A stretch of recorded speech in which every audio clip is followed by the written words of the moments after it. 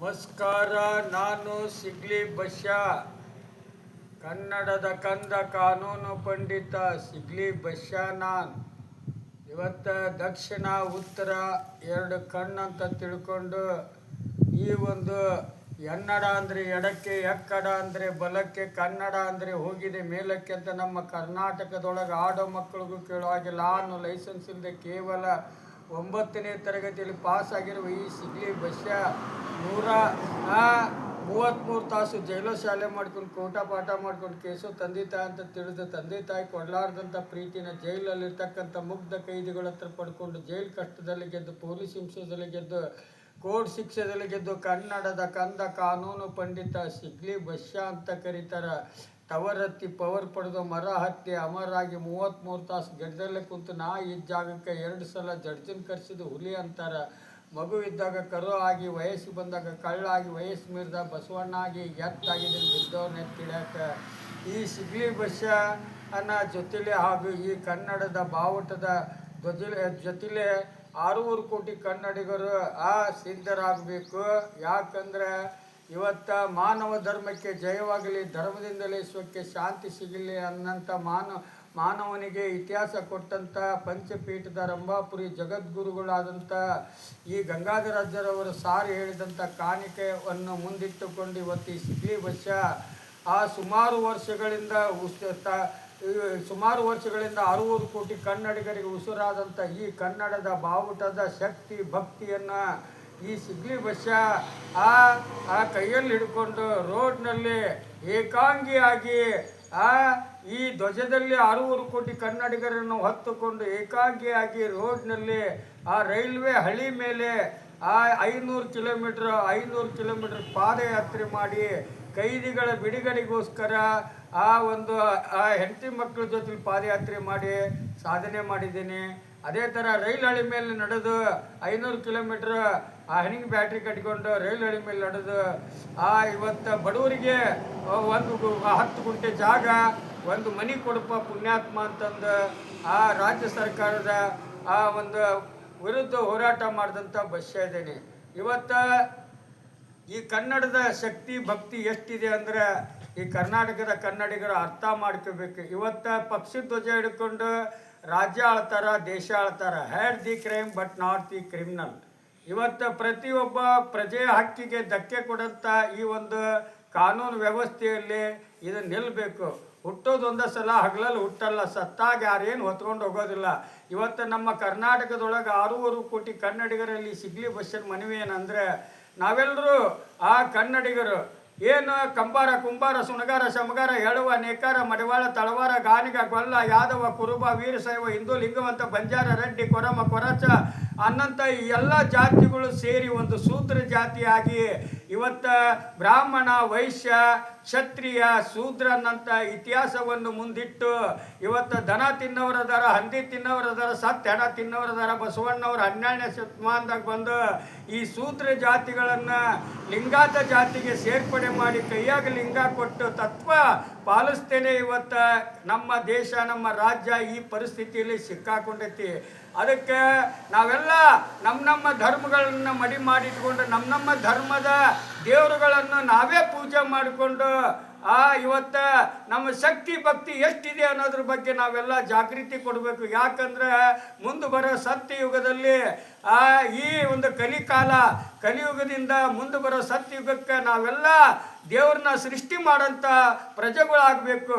ಪ್ರತಿಯೊಂದು ಅವ್ರದ್ದೇ ಆದಂಥ ಧರ್ಮದ ಪ್ರತಿಯೊಬ್ಬ ಪ್ರಜೆನೂ ಒಂದು ದೇವಸ್ಥಾನ ಕಟ್ಕೊಂಡು ಇತಿಹಾಸನ ನಾವು ತೋರಿಸಿದ್ರೆ ಮುಂದೆ ಸತ್ಯಯುಗಕ್ಕೆ ದೇವಾನುದೇವತೆಗಳು ಈ ಸ್ವರ್ಗ ಲೋಕ ಅನ್ನೋಂಥ ವ್ಯವಸ್ಥೆಗೆ ಬರ್ತೈತಿ.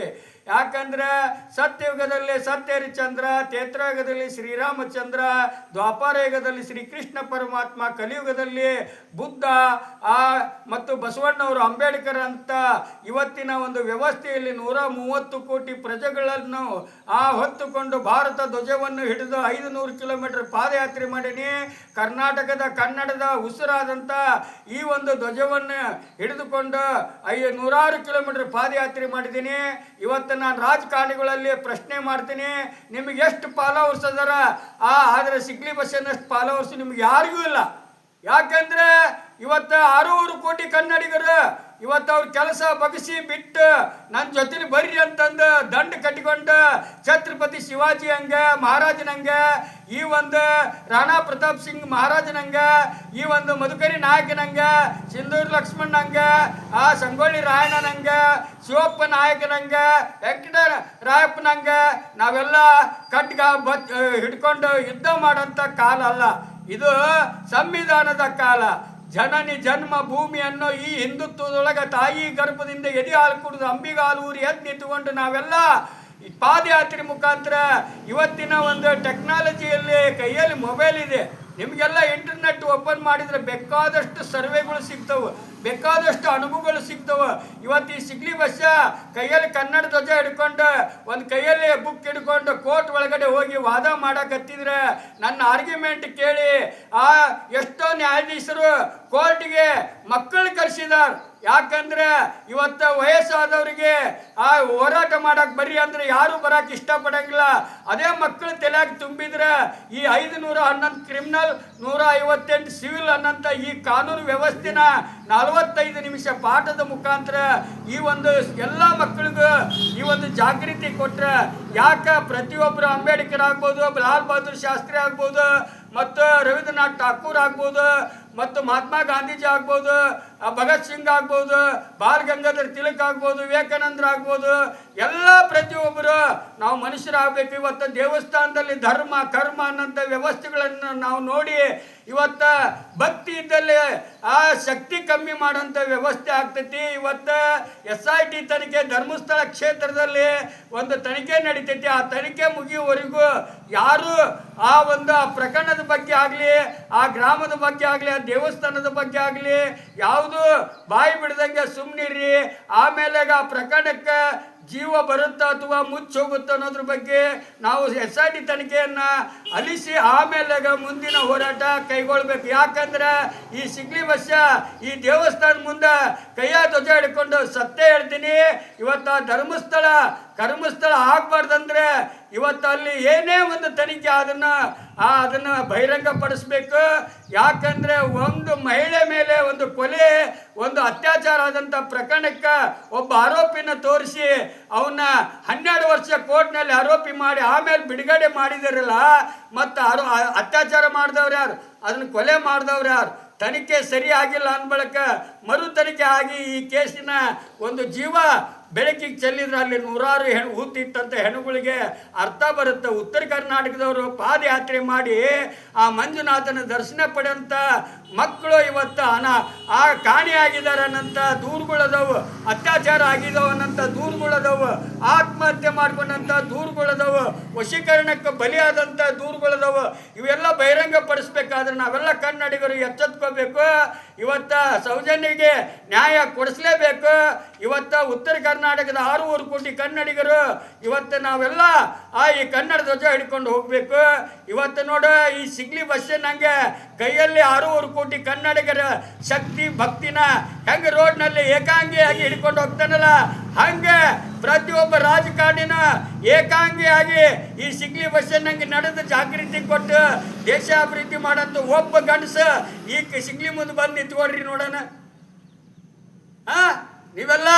ನೀವು ರಕ್ಷಣೆ ಇಟ್ಕೊಂತೀರಿ, ಪೊಲೀಸ್ ರಕ್ಷಣೆ ಬೇಕು, ಜನರ ರಕ್ಷಣೆ ಬೇಕು.